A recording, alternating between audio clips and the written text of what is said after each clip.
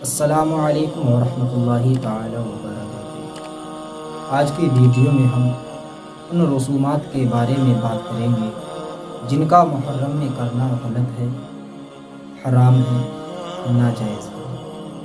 تو آئیے چلتے ہیں اور بات کرتے ہیں ان رسومات کے بارے میں جو کہ محرم میں کرنا غلط ہے۔ تو اس میں سے سب سے پہلی چیز جسے تعزیہ کہا جاتا ہے، ہم تعزیے کے تعلق سے بات کرتے ہیں۔ دور حاضر میں جس طرح سے تعزیہ داری کی جاتی ہے، جس طرح سے تعزیہ بنایا جاتا ہے، کیا یہ صحیح ہے یا غلط ہے؟ تو سیدی سرکار اعلیٰ حضرت رضی اللہ تعالی عنہ نے ارشاد فرمایا، اس طرح کی تعزیہ داری کرنا حرام ہے۔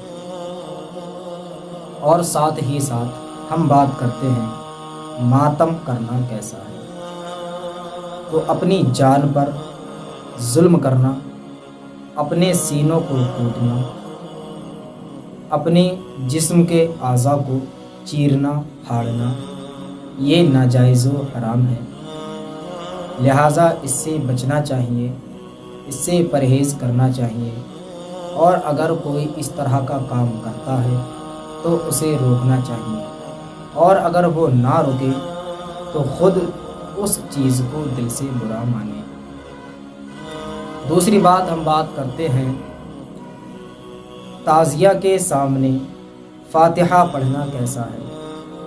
اس کے سامنے کھڑے ہو کر شیرینی کو وہاں رکھ کر فاتحہ پڑھنا کیسا ہے۔ تو دور حاضر میں جس طرح سے تعزیہ داری کی جاتی ہے اور جو تعزیہ کا نقشہ بنایا جاتا ہے، اس کے سامنے فاتحہ پڑھنا ناجائز و گناہ ہے، حرام ہے۔ لہٰذا اس سے بچیں، پرہیز کریں۔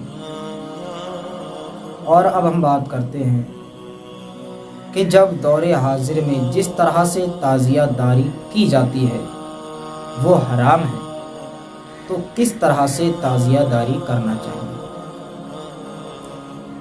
اگر آپ کو واقعی تعزیہ داری کرنا ہے تو آپ امام حسین رضی اللہ تعالی عنہ کے روضہ مبارک کی طرح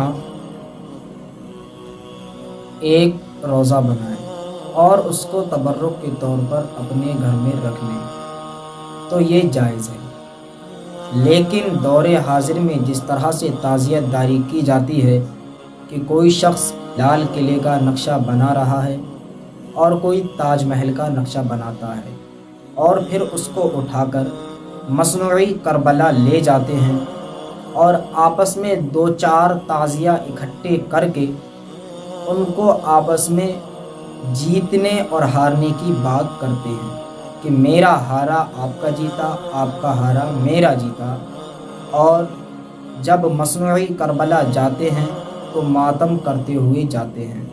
تو یہ چیزیں بالکل حرام ہیں، ناجائز ہیں۔ لہذا ان باتوں سے پرہیز کرنا چاہیے اور لوگوں کو بھی ان باتوں سے روکنا چاہیے۔ اب ہم بات کرتے ہیں کہ امام حسین کے نام پر بچوں کو بھکاری بنانا کیسا ہے، بچوں سے بھیک منگوانا کیسا ہے۔ تو یہ رسم بھی ناجائز و حرام ہے۔ بچوں سے اس طرح کا کوئی بھی کام نہ لیا جائے، نہ کرایا جائے، اور خاص کر امام حسین رضی اللہ تعالی عنہ کے نام پر ان کو بھکاری نہ بنایا جائے۔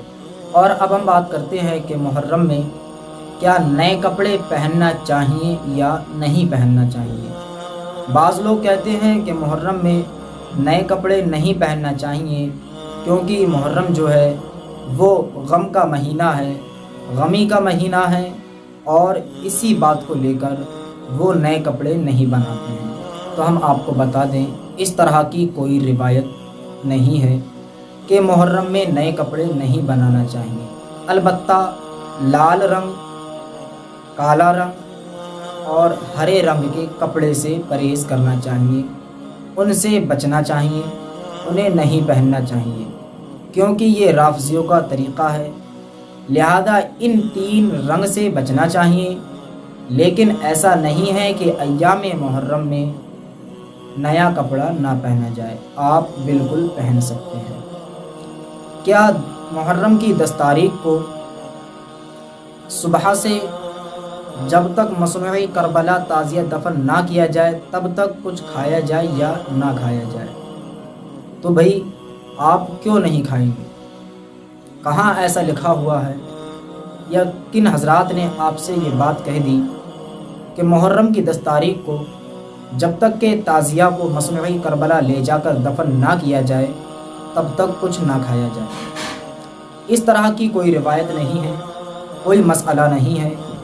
آپ اگر روزہ رکھتے ہیں تو روزہ رکھ سکتے ہیں، لیکن ایسا کچھ نہیں ہے کہ 10 محرم کو تعزیہ دفن کرنے کے بعد کھایا جائے، اس طرح کی کوئی روایت نہیں ہے۔ لہذا یہ بات من گڑت ہے، جھوٹی ہے، اس سے گریز کرنا چاہیے۔ کیا ایام محرم میں مرثیوں کا پڑھنا سننا جائز ہے؟ تو لہذا مرثیہ پڑھنا اور سننا یہ قطعاً حرام ہے، اس بات سے بھی بچنا چاہیے۔